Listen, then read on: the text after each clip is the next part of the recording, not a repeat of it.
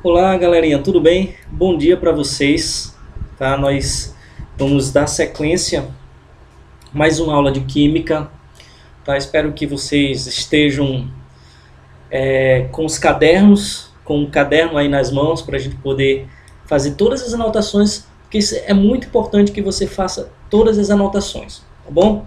Lembrando que na nossa última aula, lá em tabela periódicas, parte um, nós falamos um pouco da história, né, daqueles personagens que contribuíram para a construção da nossa tabela periódica atual.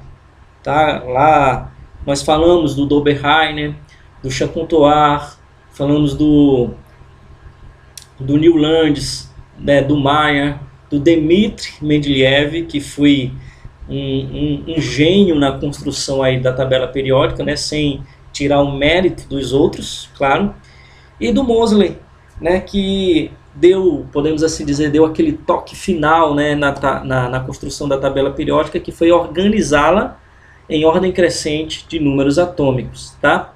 Então, se tu não está lembrado disso, faz uma revisão que vai ser importante aí, tá bom? Bom, agora vamos de fato, né, falar sobre a tabela periódica atual. Como é que é a organização dessa tabela periódica? Desde já eu quero dizer uma coisa importante para você. Não precisa você decorar a tabela periódica não, tá? Se você achar, julgar necessário, quiser se desafiar e quiser decorar, tudo bem. Mas você não tem a obrigação de fazer isso, tá bom? Então vamos lá. Quero mostrar aqui para vocês o seguinte. A nossa tabela periódica, tá? A nossa tabela periódica aqui, ela está construída, ela está organizada em períodos, tá? Que a gente vai analisar aqui, ó, que são períodos. São linhas horizontais, né, da tabela periódica. E aí você vai perceber o seguinte, né? Tô fazendo aqui uma construção, uma separação aqui, ó. Você tem a tabela periódica e ela está organizada, tá certo? Em 7 linhas horizontais, tá aqui, que a gente chama isso de períodos, tá? O primeiro período da tabela periódica, segundo, terceiro, quarto, quinto, sexto, sétimo. Você percebeu que a tabela periódica sofreu uma divisão aqui, né? Ou seja, esses dois quadradinhos aqui, né, é como se eles fossem retirados da tabela periódica, que continua sendo o sexto período, sétimo período, tá? Não vai ter essa mudança aí. E você tem aqui a série dos lantanídeos e série dos actinídeos. A gente vai fazer comentários a respeito disso um pouquinho mais à frente, tá bom? Mas aí, de cara, você já percebe que a tabela periódica tem essa divisão, tá?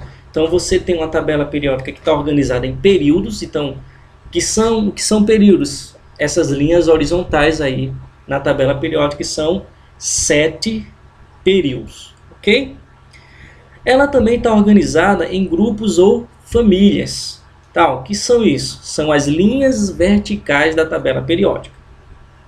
Então, quero mostrar para você aí, tenho, né, esse esquema aí da tabela periódica. E veja só que quando eu penso nas linhas verticais, tá? Linhas verticais, você tem aí 18 grupos. Tá aqui, ó. São os 18 grupos aqui da tabela periódica, do 1 até o 18, beleza? E a gente também pode chamar isso de famílias, ó. Aí quando vem família 1A, 2A, aí a partir daqui você tem uma diferença, ó. 3B, 4B, 5B, 6B, 7B. A família 8B, tá? Ela vai agrupar o grupo 8, 9 e 10, tá? Então vai fazer parte dessa família 8B, o grupo 8, 9 e 10. E aí você tem a sequência família 1B, família 2B e por aí vai. 3A, 4A, 5A, 6A, 7A. Família 0, ou também a gente pode chamar isso de família 8A. Aí, ó, veja que eu estou dando um destaque aqui para vocês justamente na família A. Não que a família B não seja importante, mas eu quero dar um destaque para vocês dessa família A. Tá certo? Essa família A a gente vai chamar de os elementos representativos da tabela periódica. E aí quando eu falo da família A, são os elementos da família A aqui, ó, tá? Eles vão receber alguns nomes particulares. Por exemplo, família 1A, eu vou chamar de metais alcalinos. Opa! Família 2A, metais alcalinos terrosos. Família 3A, família do boro. 4A, família do carbono. 5A, família do nitrogênio. Aí você vem a família 6A, ó, que eu vou chamar aqui, tá? De calcogênios, tá bom? Vou chamar aqui de calcogênios. E família 7A vou chamar aqui de halogênios. Lembrando aqui, ó, família 1A, metais alcalinos, são elementos extremamente reativos, tá? Se você pegar qualquer elemento aqui da família 1A, né, ele reage violentamente com água, tá? E você tem aqui os elementos também, metais alcalinos terrosos. Então são nomes, né, que você identifica lá na tabela periódica, tá? Então isso você precisa saber, porque a tabela periódica não vem trazendo esses nomes para você, então você tem que lembrar. Família 1A, então eles têm essa classificação, metais alcalinos. Família 2A, metais alcalinos terrosos. Família 3A, né, eu digo aqui, família do boro, porque se você perceber, a família 3A aqui, ó, esse elemento aqui, ele começa com o B, tá? O B é o boro, por isso que a gente chama a família do boro. Família 4A, tá? Família do carbono, porque começa com carbono, tá? Então você pegar aqui, né? Família 5A, família do nitrogênio. Por quê? Porque aqui vai começar com o nitrogênio. Mas aí quando você chega na família 6A e 7A, aí você já tem uma nomenclatura específica para eles. Ó. Família 6A, calcogênios, 7A, halogênios. Tá? É coisa simples na tabela periódica, coisas que você precisa saber. Beleza? Então vamos lá. Outra classificação importante aqui na tabela periódica, ó, eu deixei aqui já para vocês aqui, ó, família 1A, 2A, 3A, 4A, 5A, 6A, 7A, 8A, tá? Esses elementos aqui da família 8A ou família 0 são os elementos que a gente chama de gases nobres, tá? Eles são particularmente, né, elementos químicos que já se apresentam estáveis, né? A gente vai falar sobre estabilidade quando tivermos falando aí de ligações químicas, mas esses elementos químicos aqui, ó, os gases nobres, eles são estáveis, tá? Vai ter uma grande importância aí na nossa tabela periódica. Porém, analisando outra classificação aqui, ó, esses elementos aqui que eu destaquei, que são os elementos da família B, na tabela periódica, eles são chamados de transição externa, tá bom? E esses elementos aqui, ó, a série dos lantanídeos, tá? E a série dos actinídeos, tá, ó, são chamados de transição interna. Cuidado para você não confundir isso na tabela, né? Porque geralmente o pessoal olha para cá e vai dizer que isso aqui é transição interna. Não, transição externa. E esse aqui, transição interna, série dos lantanídeos e actinídeos. Você percebe que a sua tabela periódica ela tem uma classificação. Você tem o hidrogênio, tá? Tá aqui, representado com essa cor aqui, ó. Você tem os metais, um total aí de 84 elementos. Você percebe que a maioria dos elementos na tabela periódica, ou seja, na natureza, são constituídos de metais. E aí você tem os elementos ametais, 11 elementos, tá, no total. E você tem aqui os semimetais, são aqueles elementos, né, que a gente pode caracterizar assim como elementos intermediários, que podem ter características metálicas e não metálicas, né? Algumas tabelas periódicas já não levam muito em consideração essa classificação, tá? Outras literaturas vai trazer isso aí como os chamados metalloides, tá? Mas a grande parte aí das tabelas periódicas que você vai encontrar na literatura ainda vai trazer essa classificação aí como os semimetais, tá bom? Então veja bem, Daqui você tem essa classificação, tá? Mais geral da tabela periódica, onde você tem aqui os elementos de transição externa, transição interna, que são os lantanídeos e actinídeos, a sua tabela periódica, que é classificada como metais, ametais e semimetais, e o hidrogênio, né, que não vai se encaixar nessa classificação aí, apesar que a gente sabe que ele é um gás, tá? E se a gente fosse pensar se ele não é metal, não é semimetal, então é um ametal. Mas o hidrogênio ele tem características e propriedades químicas diferentes desses elementos aqui, ó, que eu tô, tá? Dos chamados ametais, tá bom? Então vamos lá. Geralmente, tá? Você vai consultar a tabela periódica. E para você consultar a tabela periódica, você precisa saber, né, identificar aqui nessa tabela periódica, né, identificar o símbolo do seu elemento químico, o nome do seu elemento químico, a massa atômica, tá? O número atômico, a distribuição eletrônica dele, que para a gente não vai ser tão necessário agora. O que é importante para a gente agora na tabela periódica? Você identificar o símbolo, o número atômico e a massa atômica. Ó. Por esse quadradinho aqui que eu estou mostrando aqui para vocês, você percebe que na tabela periódica o número atômico sempre vai estar acima do símbolo. E a massa atômica sempre vai estar abaixo do símbolo. Tá? Ó, um exemplo aqui.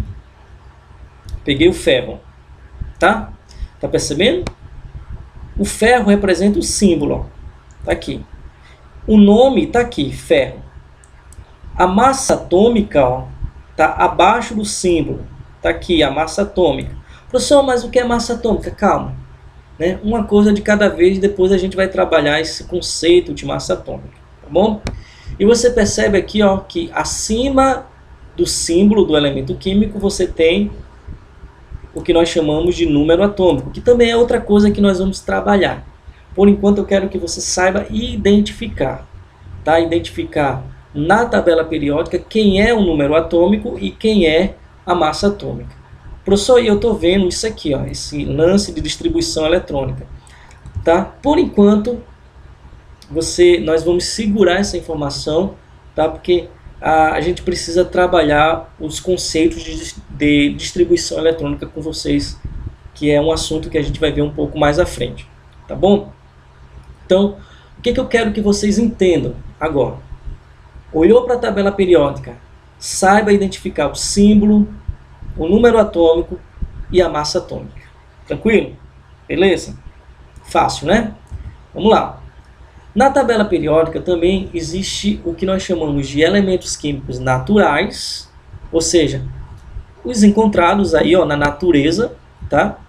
Por exemplo, você tem esse mineral aí que a gente chama de hematita, né? Hematita é um mineral natural, encontrado na natureza, e dele nós conseguimos extrair quem? O ferro, tá? Então o ferro é um elemento químico natural, encontrado na natureza. Ele não é encontrado na forma pura, né? Podemos assim dizer, ele é encontrado na forma de um mineral. E aí através de tratamentos você consegue o quê? Retirar o ferro desse mineral, tá? Como o ferro é um metal, metais eles apresentam certas características, tá? Na sua grande maioria, né, com exceção do mercúrio, que é um metal líquido, tá? Os metais eles são sólidos, são duros. Metais eles apresentam alto ponto de fusão e ebulição, são bons condutores de calor e eletricidade, né? Por isso aí que você tem o cobre como, né, o principal metal que é utilizado aí na distribuição de energia, né, no nosso dia a dia. Você tem, né, metais como maleáveis. O que é isso? Eles são fáceis de serem transformados em lâminas, né? Você tem metais com características dúcteis. O que é isso? São fáceis de serem transformados em fios. É o caso do próprio cobre, novamente citando ele, tá? E como característica geral, os metais eles vão formar íons positivos, né, que a gente chama de cátions. Eles têm facilidade de perder elétrons, ok? E sobre os ametais, né, você vai ter aí, né, uma situação contrária ao que eu falei para vocês dos metais, tá bom? E os elementos químicos artificiais são aqueles elementos químicos que são produzidos em laboratório, tá? Você tem os elementos cisurânicos, por exemplo, tecnécio, 43, número atômico 43 e promécio, número atômico 61. Por que eles são chamados cisurânicos, né? Você vai ter um elemento aí como referência, o urânio, que é um elemento natural, tá? Os elementos artificiais que tem número atômico, ó, menor do que 92, que é o caso aqui do tecnécio e do promécio, aí eles vão receber essa classificação, elementos cisurânicos, que quer dizer antes do urânio, tá? E os elementos, só mudar aqui, e os elementos que nós chamamos aqui artificiais, que tem número atômico maior do que 92, a gente vai chamar esses elementos aí de transurânicos. Beleza? Tranquilo aí? Fácil de entender? Tá? Então, tabela periódica é esse contexto aqui é para você poder compreender, né, as principais classificações na tabela periódica. Tá bom? Bom, galera, como eu sempre costumo dizer aqui para vocês, ó, tá? Costumo aqui dizer aqui para vocês, se você quer saber mais informação assim a respeito, né, dos elementos químicos, daqueles que são naturais, daqueles que são artificiais, você pode muito bem aí do seu próprio celular, do seu computador, acessar, ó, esse link, tá? E conseguir chegar ao quê? Deixa eu ver aqui. Você vai poder, ó, acessar a essa tabela periódica aqui, tá? Você vai poder conseguir acessar essa tabela periódica aqui online, tá? Então, por exemplo, ó, se eu quero saber a respeito aqui do ferro, que é um elemento químico natural, eu clico aqui em cima dele e você vai ter uma série de informações, tá? Dizendo de onde o ferro é obtido, tá? Por exemplo, as características, aplicações, história, abundância, obtenção, compostos, papel biológico. São várias informações, tá? Eu quero saber aqui, né, de um elemento artificial. Por exemplo, vou pegar um elemento, esse aqui, ó, 118. Tá? Então, a mesma coisa, características, história, você vai analisar aqui, né, quando é que esse elemento químico foi descoberto, ou, no caso aqui, né, como é um elemento químico artificial, quando é que ele foi produzido, tá? Então, você tem muita coisa aqui que você pode explorar a respeito de tabela periódica, beleza? Então, se você teve dúvida, você pode deixar seu comentário aí, tá, no nosso canal, tá? Você pode fazer perguntas a qualquer momento a respeito desse assunto aí, tá bom? No mais, galera, a gente encerra a nossa aula por aqui, tá? Qualquer dúvida, pode perguntar. Valeu!